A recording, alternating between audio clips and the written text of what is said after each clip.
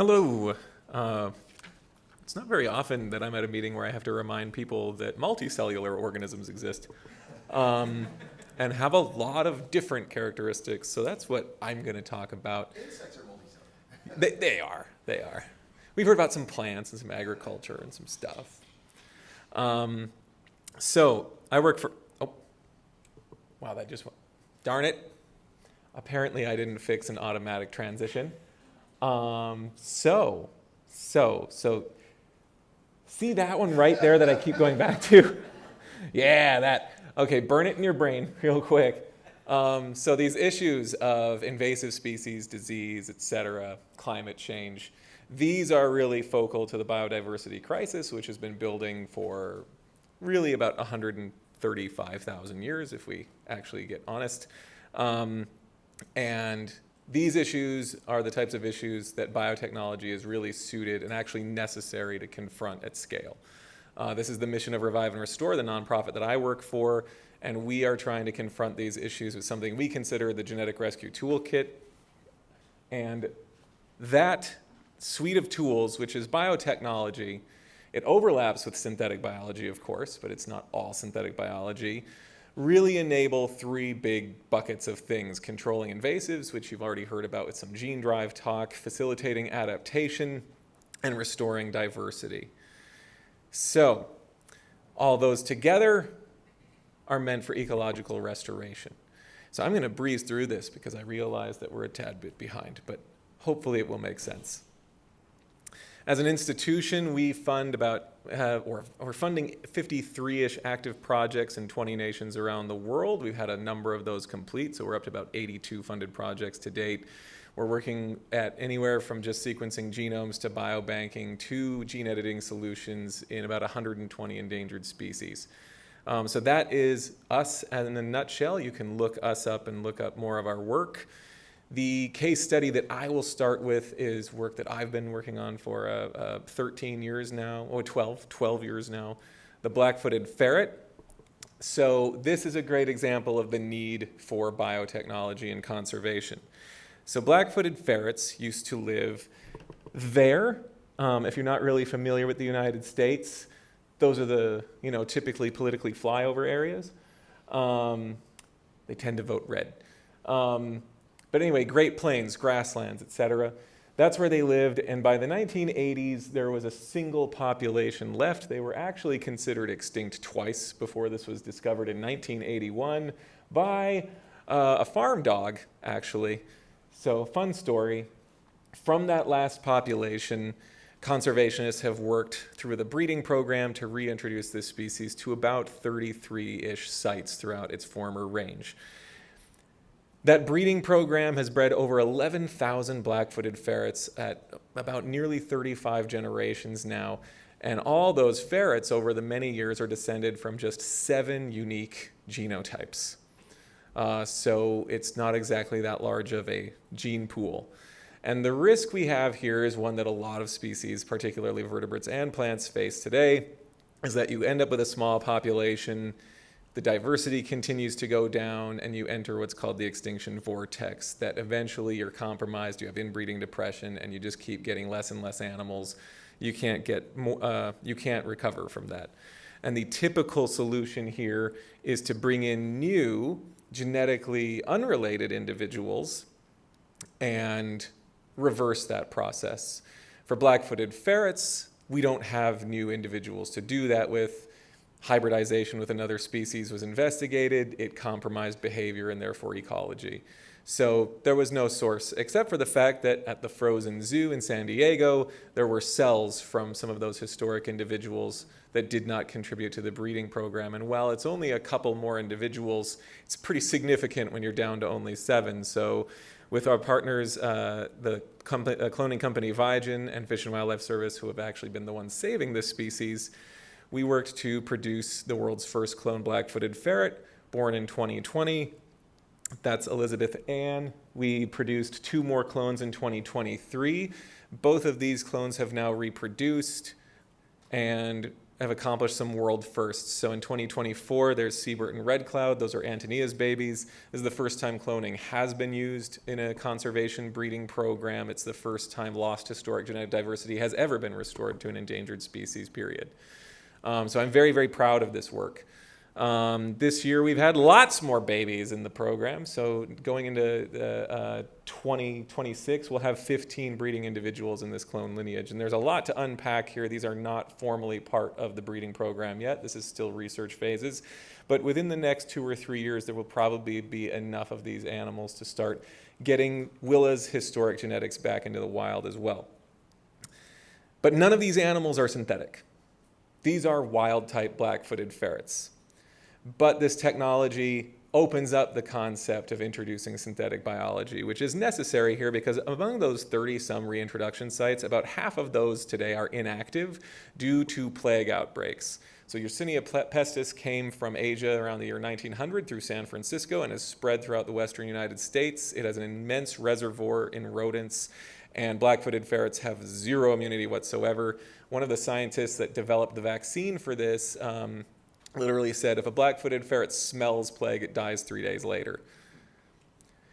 And as I said, there is a vaccine, an injectable vaccine that protects black-footed ferrets from this disease, but the issue with a vaccine, one that anyone knows in this room, is availability, etc., but also the fact that it's not inherited, so no wild-born black-footed ferret gets this immunity, and it creates what we call conservation reliance, the fact that this species will never be out of human care as long as it needs a vaccine. So our solution was, well, why don't we just turn that into a gene and make self-vaccinating ferrets? There are other approaches we're exploring, but this is the kind of simplistic approach to what we're attempting. And so we are probably some years away from trying to test actual gene editing solutions in black-footed ferrets in an endangered species. And as Alex pointed out, Fish and Wildlife Service is not a part of the coordinated framework. This is work funded by Fish and Wildlife Service and Morris Animal Foundation and various philanthropic donors.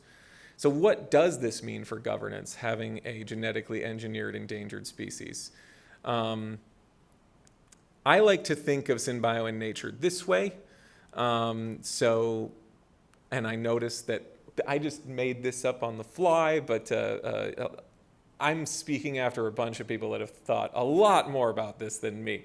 So forgive my imposter syndrome at the moment, but basically, the reason I think frameworks like this are very important right now and possibly a little too late to be talking about is that in 3 days, the International Union for the Conservation of Nature convenes and will be voting on 2 issues right now. One is a synthetic biology and nature guideline policy, which is really great, and the other is a moratorium on synthetic biology. And while that moratorium probably means absolutely nothing for the United States, it will be heavily influential on policies in other countries.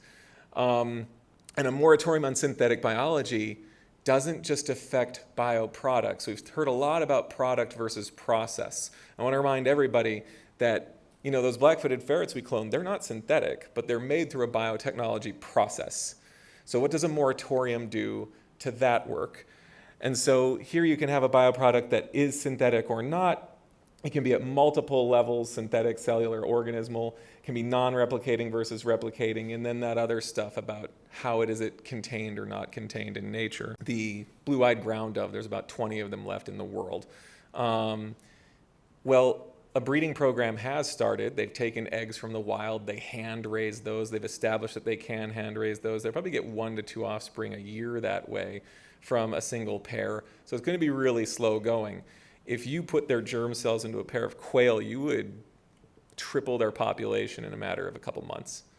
So rapid repopulation matters a great deal in conservation. Once again, synthetic animal, non-synthetic offspring. And then there's non-replicating molecules, right? I'm surprised more people didn't talk about RNAi interference and other things. Like you can spray molecules onto pests and kill them, and it may not stay in the environment very long, but it may cause long-term epigenetic effects. It turns out Calantha, that product, is on the market now. So there is an RNAi spray in the agricultural industry. So this world is already happening around us. We don't always think about it because, oh, it's RNAi. It's not an organism that replicates. There's also other versions of non-replicating synthetic bioproducts that are useful for conservation, such as the Sherlock assays, basically just a CRISPR molecule that fluoresces or makes a visual image in response to some type of toxin, not toxin, bacterial or virus pathogen. This is an example by MIT for, looking for Zika and dengue. We are funding work to be able to detect chytrid fungus in the environment with this. So once again, people will be using a CRISPR molecule out in nature, taking water samples. There's a potential that CRISPR gets in the water. Probably doesn't do anything. It's already there in other bacteria. But it's a synthetic bioproduct being used in nature that isn't actually integrating into the system. And then there's things like gene drives, which you've already heard about from Riley. This is happening automatically as well. Anyway, so I often think about things this way, and this is my professional and personal opinion, is that gene drives are potentially much better for eradication than they are for, say, gain-of-function mutations. With that genetic vaccine in black-footed ferrets, we do want to get that into the whole population, and quickly. Because if we only release a couple ferrets into an environment that are resistant to plague, and then a plague outbreak comes through, it kills everybody but our ferrets, and we've created another secondary genetic bottleneck. When you introduce a gain-of-function mutation into a population, you actually increase its genetic load. So there's an issue there. If you say we make corals that are heat resistant with a gene drives break selection process, the world will cool back down in about 500,000 to 1 million years because of the geography of continents. Like, that's probably going to happen again. If you make corals more heat resistant and they can never select back to a cool adapted world, you're just punting a problem to later. And in some cases, that problem could be just a few decades away. So I don't really like the idea of gene drives for gain of function myself. In the term of eradication, if you're trying to eliminate a species and it doesn't work, you haven't changed the status quo at all. So what really is your risk? And I'm going to throw that out there because a lot of my things I'm going to say will be flagrant to a lot of people. But the issue with the gene drive for eradication, right, is that every species is native somewhere. And as Riley hit on, you don't want a gene drive animal to escape where you're letting it go. I do not subscribe to the idea that islands are somehow perfect containers for that. And while they're great for field trials, they do happen to be the end user of most genetic biocontrols because that's where most of the problems are. And I just want to point out a couple great scenarios. On the island of Mauritius, there's this itty-bitty, teeny little place called Ile de Gret, and they've got lots of rats. And in 1991, they eradicated the rats. It's about 2,000 feet offshore. It's considered this kind of more pristine version of where Mauritius used to be. And for 32 years, they prevented rats from getting from the mainland over to that little reserve. And it's only 2,000 feet away. A rat could theoretically just float there. And they have daily tours. Now, this was not because it's just an island.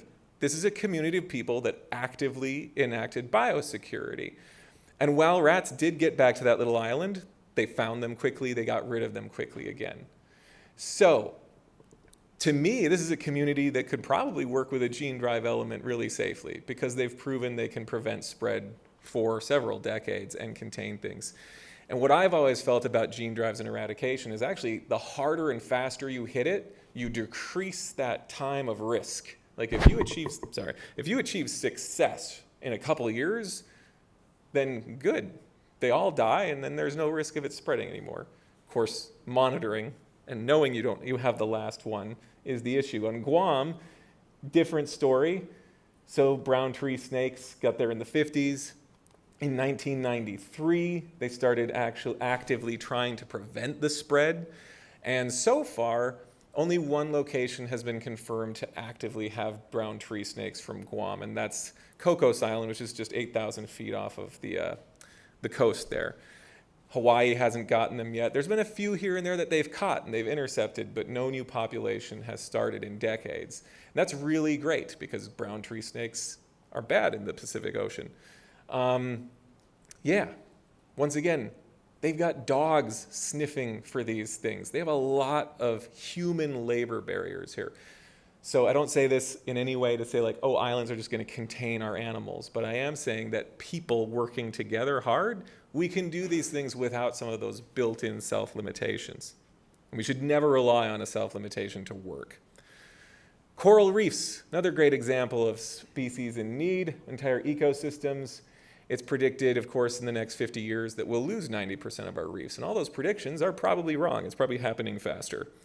So these not only support 25% of the world's biodiversity in the ocean, they also support the livelihood of over 1 billion people directly. So it's a system that needs to be fixed. Now, right now, corals support, I already said that. The current restorations are really stopgap measures. When you have a bleach happen, you can restore it, but the moment a heat wave comes through again, it's just going to bleach again. There are no sustaining current methods yet. Could gene editing do that for us? That might be great for climate adaptation. But take, for instance, a mountain skyline ecosystem instead. You have, say, some butterflies that live way up high in the mountains. They start going extinct. They move up, they go extinct. What do we do to save those? Well, we could use gene editing and keep them in place. But once again, are we punting a problem?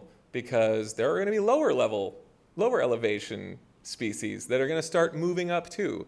Do you have to gene edit those to stay where they are?